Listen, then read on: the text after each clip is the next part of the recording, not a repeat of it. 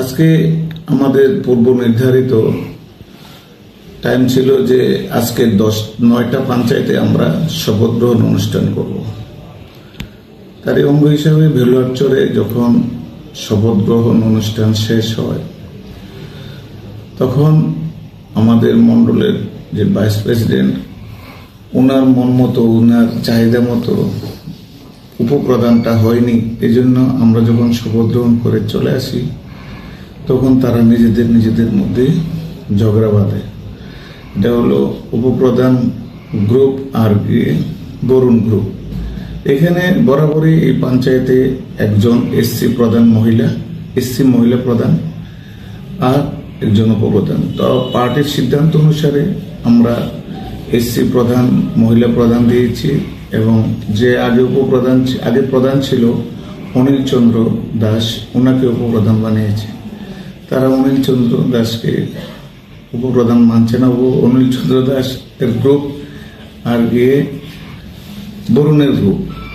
আমরা যখন শপথ গ্রহণ শেষ হয়ে গেছে তখন তারা নিজেদের মধ্যে লেগে তারা এই ঝগড়াটা বাঁধিয়েছে। আর বিশেষ করে এখানে আমার যে বরুণ কান্তি লস্কর, উনি মদমুক্ত অবস্থায় এই রাস্তার মধ্যে টায়ার জ্বালিয়ে এই অবস্থা করেছে। আমরা যখন বেরিয়ে চলে গেলাম অন্য পঞ্চায়েতে, দুর্গাপুর পঞ্চায়েতে, তখন আমি খবর পেলাম যে ঝগড়া হয়েছে।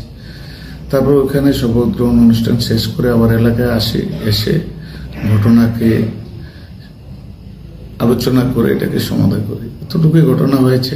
এটাকে যদি অন্যভাবে নেয় বা অন্যভাবে, আমরা খবর পেয়েছি আপনি নাকি একটা ক্লেম এসেছে তার পক্ষ থেকে যে আপনি ঘটনাস্থলে ছিলেন এবং ঘটনাস্থলে থাকাকালীন এই ঝগড়াটা হয়েছে। না, ঘটনাস্থলে আমি ছিলাম না। থাকলে ঘটনা হতে পারতো না, কারণ নিজেদের মধ্যে ঝগড়া হতে পারে। আমার কাজ হলো আমি ঝগড়াকে সমাধান করা।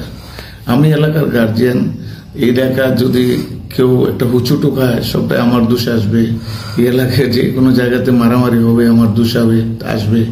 তো এখানে যদি আমি অন দ্য স্পটে থাকতাম এই ঘটনা হতোই না, এটাকে অবশ্যই সমাধান করতাম। পার্টির সিদ্ধান্ত অনুসারে প্রধান বা উপপ্রধান তৈরি হয়। পার্টির সিদ্ধান্তের বাইরে আমিও না, কেউ না।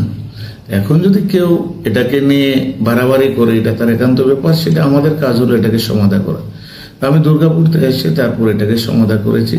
আমি তো সাথে দুর্গাপুর চলে গেছি, ওইখানেও আমাদের আজকে শপথ গ্রহণ অনুষ্ঠান ছিল। আপনার যে 9টা পঞ্চায়েতে আজকে শপথ গ্রহণ হয়েছে, ওইখানে কি কোনো অন্য জায়গায় কোনো ঝামেলা নেই, কোনো কিছু নেই, একদম স্মুথলি হয়েছে সব জায়গাতেই।